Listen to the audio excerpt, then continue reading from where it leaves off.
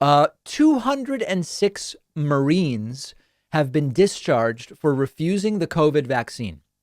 Now, you might say, wait, but David, don't they get the Hep A vaccine and the Hep B vaccine and the flu vaccine and the MMR vaccine and the meningococcal vaccine and the poliovirus vaccine and the tetanus diphtheria vaccine and the varicella vaccine and, depending on where they're deployed, the anthrax vaccine and the Haemophilus influenza type B vaccine and the Japanese encephalitis vaccine and the pneumococcal vaccine and the rabies, smallpox, typhoid, yellow fever? Okay.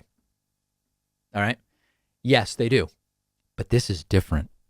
This is about their rights. All right. So the bottom line is, every time we hear they're going to lose a third of the service, NYPD, 1/3 are saying 34 New York Police Department officers actually discharged. And so when I read more than 200 Marines removed for defying COVID mandate, I think this seems like a good thing.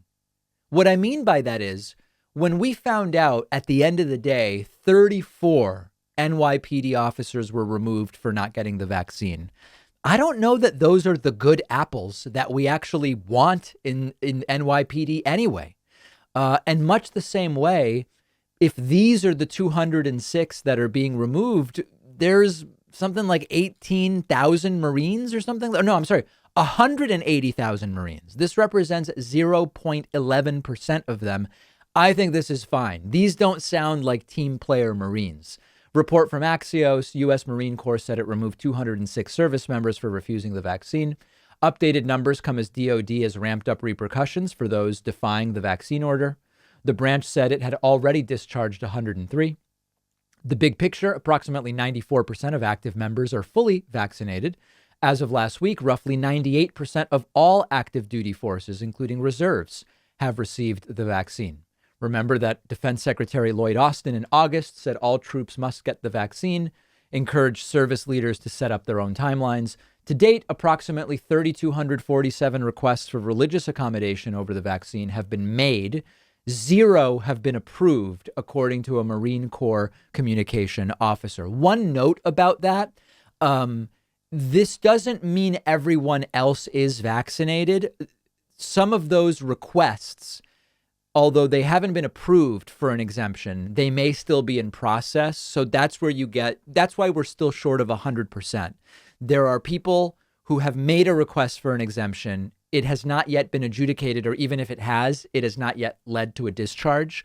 And so that's all going to have to sort of be sorted out. Service members can request to opt out of mandatory health elements on the basis of vaccination, on the basis of a health situation, an administrative reason. I don't know exactly what would count as that, or a religious exemption.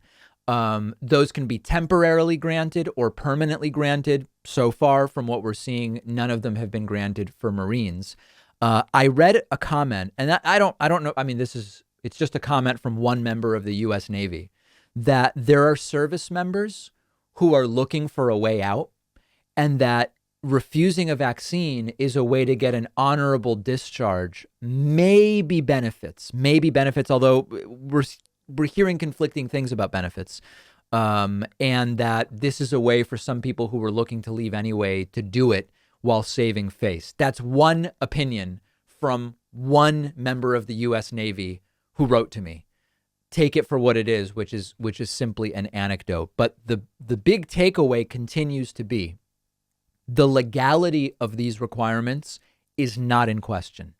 The morality can be argued. The effectiveness is also not in question. These work. And, United Airlines was a big one where much hubbub was made. And like everybody got vaccinated other than, I think it was 200 people or something like that. So these requirements do work. There's a fair debate to be had about, in the context of Omicron, where there is only some protection from 2 doses against getting a symptomatic infection. What is really the goal here? Well, the primary goal seems to be to keep the burden on hospitals down by preventing people from ending up hospitalized. But these next 4 weeks are going to be wild. The numbers are insane that we are seeing. And maybe by tomorrow, maybe by Wednesday, we'll have kind of like the full caught up numbers from the holiday. And then we'll see how things are looking at that point.